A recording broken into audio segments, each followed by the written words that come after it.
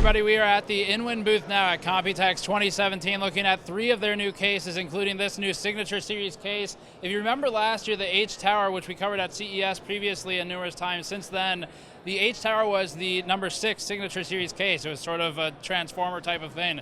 This is number 7, it's the WinBot. The WinBot responds to motion gestures, as you can see behind me, but before getting to the rest of that, this coverage is brought to you by the Corsair T1 Race Gaming Chair. You can find a link in the description below for that as a gaming style racing seat. So talking about this, the outer shell is sort of, it's a plexiglass or polycarbonate. So for the window, it's all plexiglass. Internally, there's an aluminum shell, and the aluminum shell is what houses our system components, but that's all kind of lower tier compared to the actual case itself, which has a built-in camera, so that's what's doing the facial recognition and gesture scanning. You can do kind of a left hand, right hand to make the case move side to side, which is what you're seeing here. And then it also syncs up with Amazon Alexa to do voice recognition for other input. We're not 100% clear on what all that is just yet. This will enter mass production at some point, probably, but it'll be a limited run at first, just like the H-Tower was. So if you're interested in it, we have no idea what the price will be. It'll be high, but that's kind of what InWin does. So that's the new WinBot. We're going to move over to the floating next, and then talk about a more consumer-targeted case, the 806. Now we're in front of another case, the floating. This is a concept case, so it might not come to market. If you're interested, leave comments below.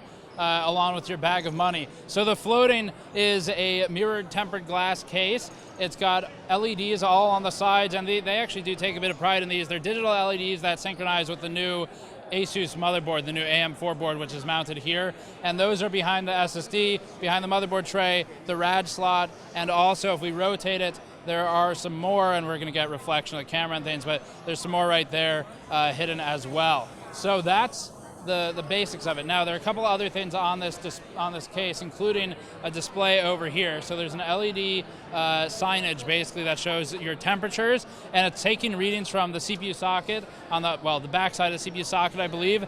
It's got a VGA temperature somewhere. I don't know where that sensor is, and then they've got a thermistor for the memory as well. So that reads out, gives you some functionality. They've got a controller here for the Aura lighting or Aurora. Yeah, they call it Aurora. Then there's Asus Aura. Touch buttons up here for fan speed. You've got a temperature dial or readout, and then the LED controls. On the other side of the case is the power supply mounting.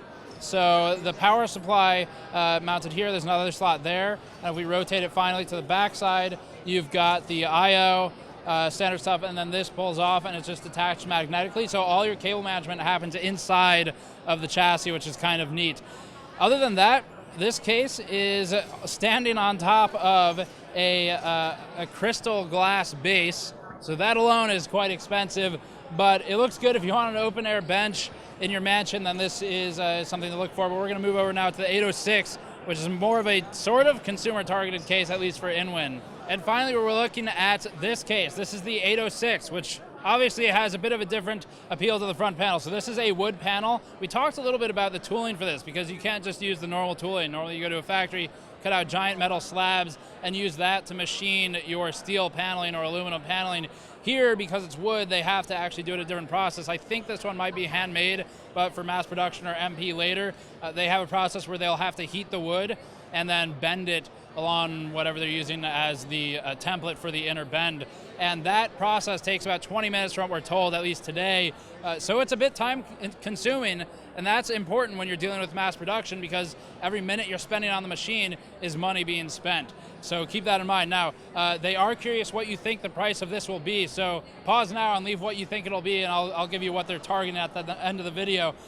So other than the wood paneling, the case is similar to an 805 in terms of the chassis. It has some new tooling differences on the back panel especially, and then the paneling, the tempered glass paneling, has a push button at the back and you can pull it down without having to use the screws like most cases use. So that's actually a bit of a trend this year. Internally, we don't know how many fans it'll come with just yet. None of that is final.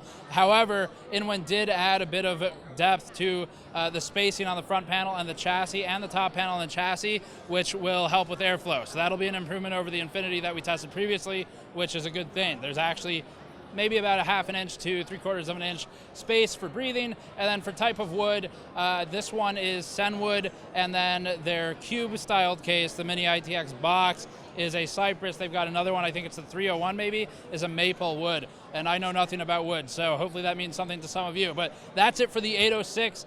If you did not pause the video yet, now is the time to do it. But the price they're targeting is $250. So that's what they're looking for. It doesn't mean it will be that price, but that's, I don't know, let them know if you think that's reasonable. Otherwise, as always, thank you for watching. Subscribe for more. You can go to patreon.com/gamersnexus to help us out directly, and I'll see you all next time.